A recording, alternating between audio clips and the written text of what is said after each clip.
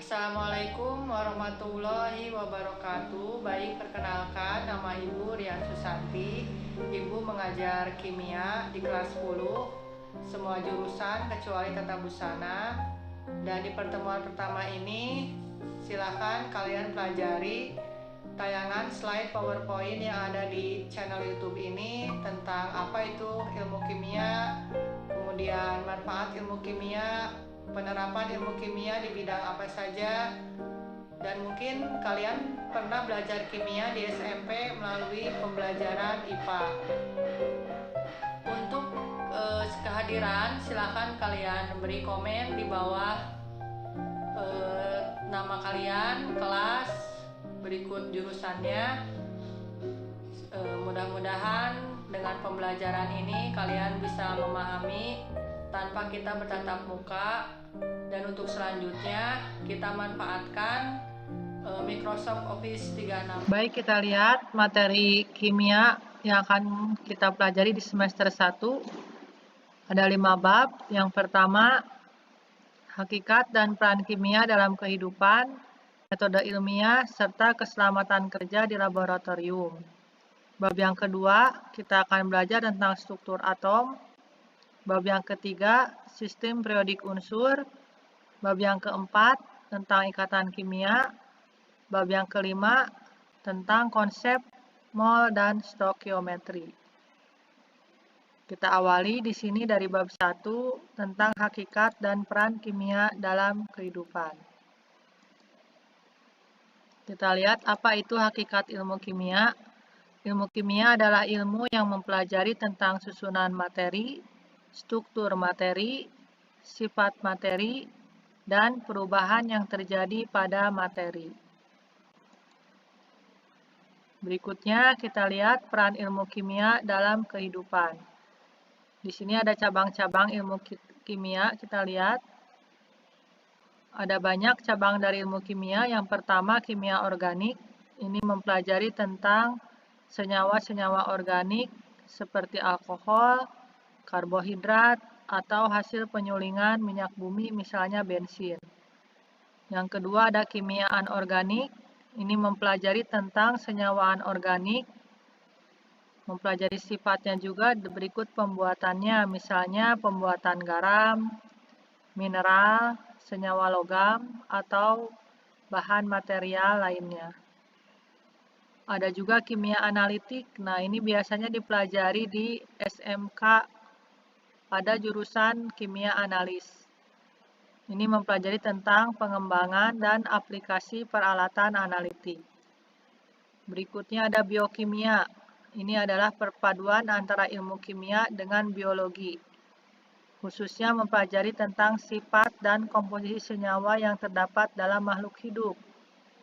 Meliputi karbohidrat, protein, lemak, vitamin, dan enzim.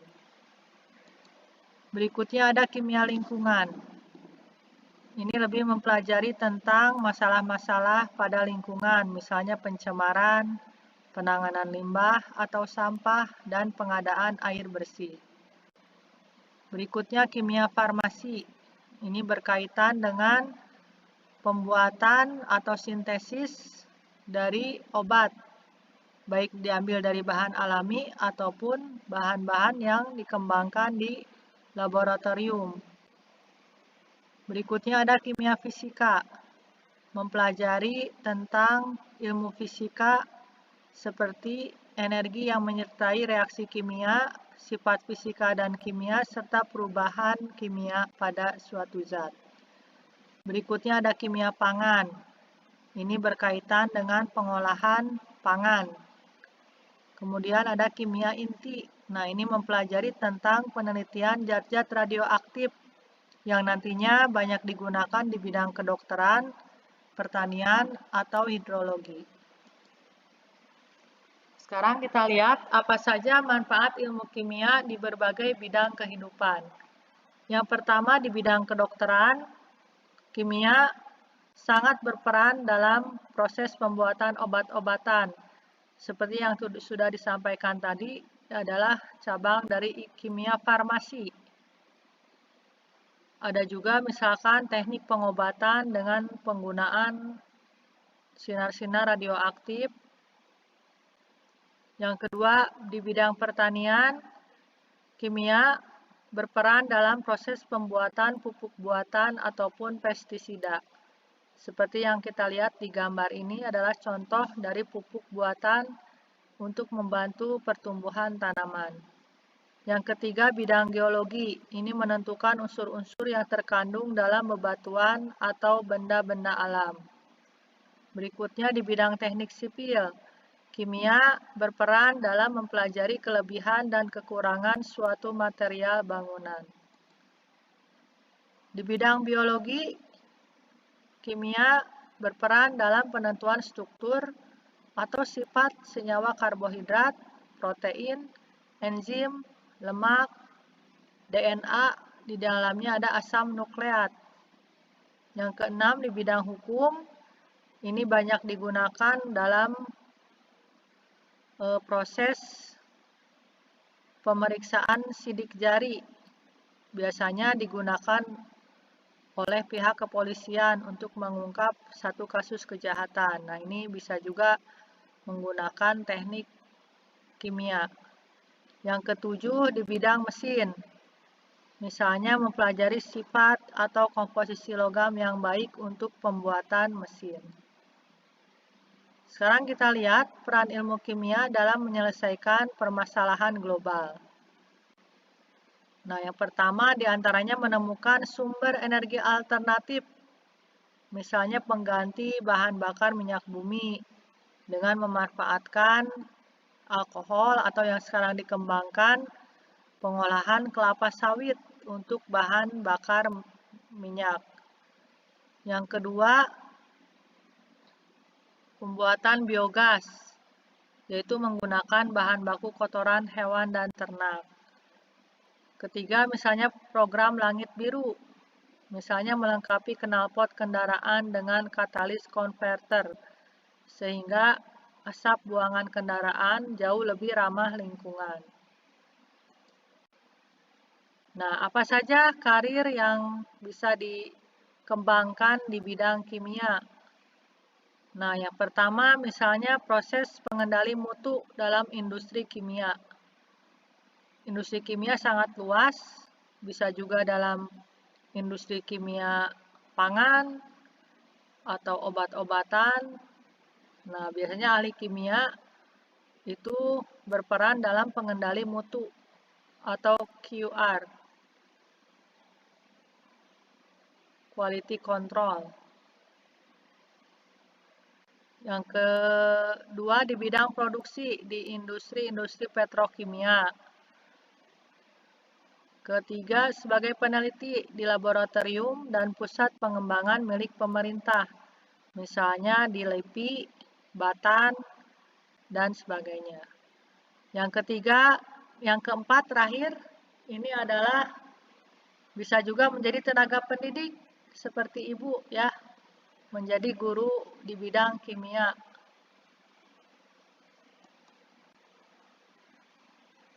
Nah, berikutnya kita akan pelajari apa itu metode ilmiah yang biasanya digunakan dalam pembelajaran sains. Nah, yang pertama, karakteristik metode ilmiah bersifat kritis dan analitis.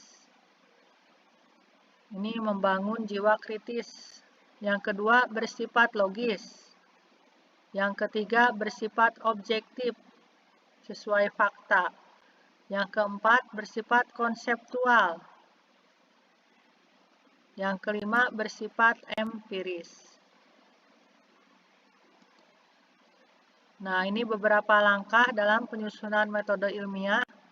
Yang pertama, merumuskan masalah. Yang kedua, menyusun kerangka teori yang mendukung proses pemecahan masalah. Yang ketiga, merumuskan hipotesis atau dugaan sementara.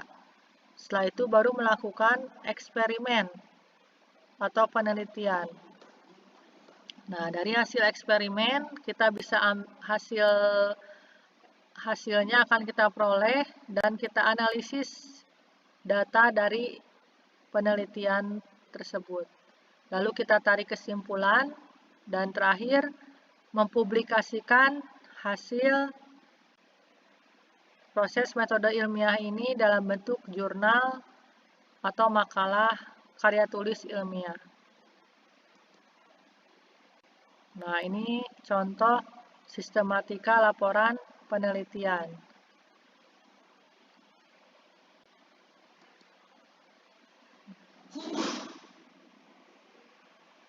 Lalu kita lihat keselamatan kerja di laboratorium. Nah, alat-alat yang digunakan di laboratorium ini cukup banyak ya. Di antaranya ada tabung reaksi untuk menyimpan larutan dalam volume sedikit. Ada glass beaker menampung dan mencampur bahan kimia fungsinya. Ada pipet tetes untuk mengambil dalam volume sedikit dalam hitungan bisa dalam bentuk tetes. Kemudian ada gelas ukur, mengukur volume larutan. Ada labu ukur dan ada pengaduk.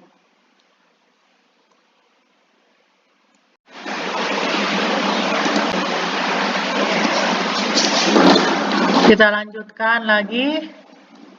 Di tayangan berikutnya ini ada rak tabung reaksi untuk meletakkan tabung reaksi yang di awal untuk menyimpan volume yang sedikit ya, tabung reaksi. Berikutnya ada pembakar spiritus, ini menggunakan bahan bakar spiritus sebagai alat pembakar. Ada corong kaca. Nah, ini untuk memindahkan larutan ke wadah lain supaya tidak tumpah. Ada labu Erlenmeyer. Ini fungsinya untuk menampung dan mencampur bahan larutan atau cairan pada proses titrasi. Lalu ada penjepit tabung, ini untuk memegang tabung reaksi ketika proses pemanasan. Dan ada mortal dan alu untuk menggerus dan menghaluskan bahan kimia padat. Nah, berikutnya bahan kimia, sifat dan simbolnya. Nah, perlu kalian ketahui juga, mungkin kalian sering lihat ada beberapa lambang yang terdapat pada beberapa bahan kimia.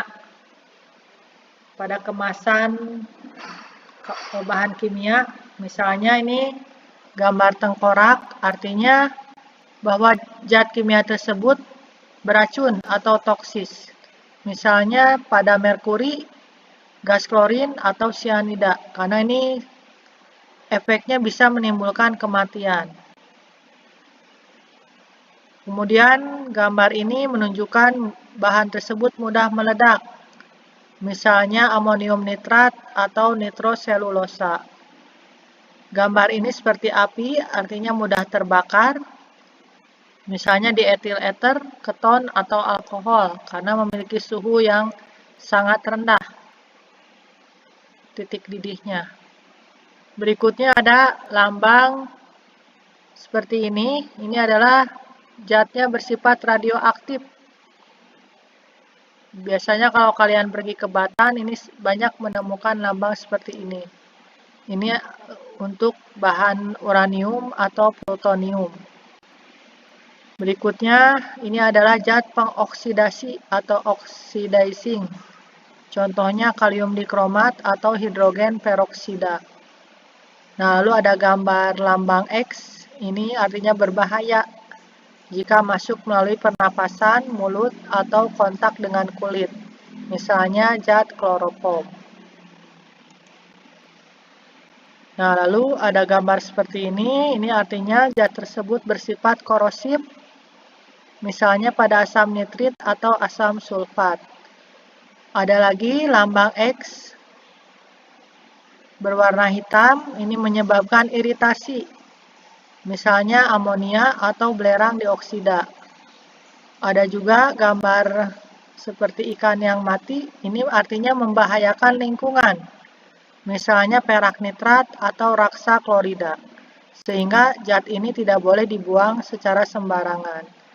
Nah, ini pengemasan bahan-bahan kimia, itu ada aturannya, misalkan disimpan dalam botol yang berwarna gelap, dan di luarnya ada lambang yang menunjukkan sifat dari bahan kimia tersebut.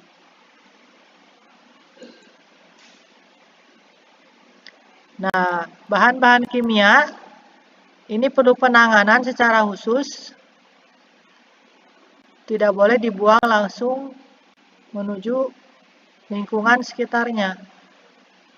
Nah, ini ada beberapa teknik pembuangan, misalnya larutan yang basah itu harus dinetralkan dulu, atau larutan asam sama seperti basah harus dinetralkan dulu sebelum sesuai prosedur ketentuan di laboratorium sebelum dibuang ke lingkungan. Atau ada pelarut yang lain, nah ini juga sama ya teknik pembuangannya. Kemudian ada bahan yang mengandung merkuri. Ini juga harus ekstra hati-hati karena cukup berbahaya. Ini merkuri banyak ditemukan, merkuri itu Hg ya, ditemukan pada pengisi termometer, manometer, atau pompa merkuri. Nah, ini bahan radioaktif, ini juga cukup sangat berbahaya. Ini perlu penanganan khusus atau larutan pembilas lainnya. Perlu ditangani dulu sebelum dibuang ke saluran pembuangan. Nah, ini beberapa petunjuk umum penanganan kebakaran. Nah, jika nyala api kecil, lakukan pemadaman dengan alat pemadam api ringan. Biasanya kalau di bengkel atau di laboratorium itu sudah suka disediakan gas pemadam ya. Kemudian yang kedua tekniknya mematikan sumber listrik atau gardu utama supaya tidak mengganggu upaya pemadaman kebakaran. Yang ketiga, lokalisasi api supaya tidak merembet ke arah bahan mudah terbakar lainnya. Nah, kalau api mulai membesar, ini perlu memanggil pemadam kebakaran atau pertolongan bahaya kebakaran terdekat. Dan harus bersikap tenang, usahakan dalam menangani kebakaran. Jangan mengambil tindakan yang membahayakan diri sendiri maupun orang lain. Nah, mungkin untuk pertemuan sekarang Ibu cukupkan sekian. Mudah-mudahan banyak manfaatnya. Dan nanti kita lanjutkan di sesi berikutnya dengan latihan untuk menguji sejauh mana pemahaman kalian terhadap materi dari hakikat ilmu kimia, manfaatnya berikut keselamatan kerja di laboratorium. Terima kasih atas perhatiannya. Assalamualaikum warahmatullahi wabarakatuh.